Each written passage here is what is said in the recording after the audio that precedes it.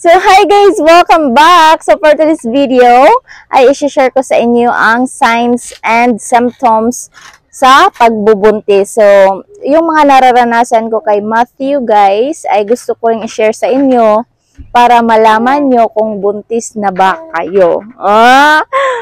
Ayan, get ready guys kasi baka buntis ka na. So, yung first symptoms na nararanasan ko is yung pagsasakit ng aking puson. So, guys, sumakit ang aking puson. 1 week pa lang siya, guys. 1 week pa siya sa aking sinapupunan. And then, sumasakit na yung puson ko. And, hindi ko ina-expect, guys, na buntis na pala ako. Pero, may posibilidad na buntis na nga kasi nga tumigil na ako sa pag-iinom ng mga contraceptive methods. 'Di ba, Matt? So, yung pangalawa guys wait lang muna guys. Yung pagsakit ng puson guys, sobrang sakit yung nararanasan guys. Parang nagdi-dysmenorrhea kayo. So, ganun yung nararanasan ko. Sobrang sakit ng puson ko na para akong laging natatae. So, ganun yung nararanasan ng Madam Areng nyo. So, yung pangalawa, guys, is sobrang pagod ng katawan. Pagod na pagod yung katawan ko, guys. Ayaw kong maligo. Ayaw kong magtrabaho dito sa bahay. Gusto kong nakahiga lang always.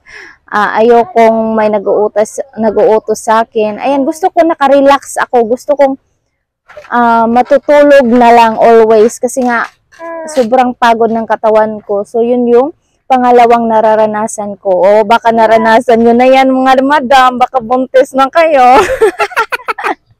So, yung pangatlo guys na nararanasan ko is yung pagsakit na aking dede. So, yung dede natin guys, sumasakit at medyo lumaki-laki.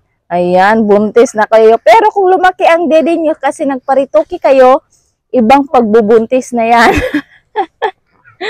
So, yun yung pangatlo guys. Kasi kapag magbubuntis kayo, yung breast nyo ay nagde-develop na siya ng gatas. Kaya, nagsisimula na siyang lumaki at nagsisimula na din siyang nag-produce ng milk. Kaya, medyo sumasakit na yung dibdib nyo. So, yun yung pangatlong symptoms and signs sa pagbubuntis. Yung pang-apat guys is yung mood nyo guys, yes, tama. Yung mood wings, yun yung pang-apat. Palaging nagpapalit yung mood nyo. Minsan, bigla na lang kayong magalit kasi nga, yung mood nyo guys, nakadepende kasi yun sa baby nyo din. Kasi kapag meron na kayong baby sa loob, medyo mag-iba na yung modo ng isang babae. Bigla na lang magagalit, biglang kahit konting bagay lang, masaya na. So, ganun yung modo ng pagbubuntis. Pero kung palagi kang galit, ibang pagbubuntis na yan. So, yung panglima, guys. So, yung panglimang simptomas, guys, ng pagbubuntis is, ito na yung pagdating sa pagkain, guys.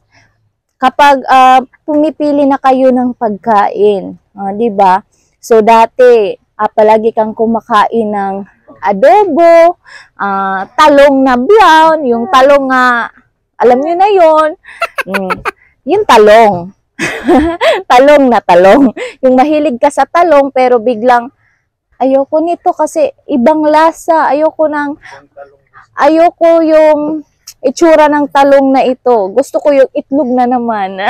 So, ganun yun, guys. So, ganon yung pagbubuntis.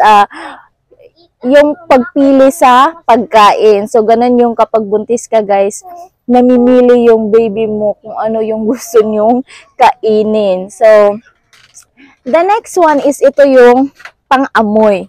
So, kapag buntis ka, guys, maselan ka sa mga amoy.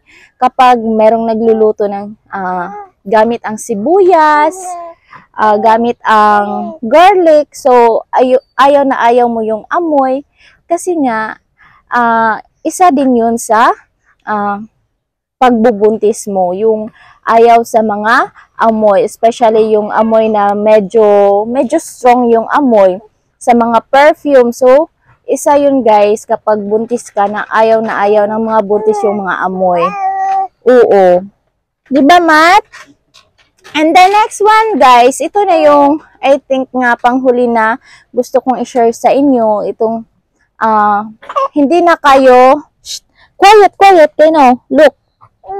Hindi na kayo dadatna ng regla. So, ito na yung panghuli, guys, na kapag hindi na kayo nire-regla, so, posible na buntis na talaga kayo. So, kailangan na kayong gumamit ng mga PT.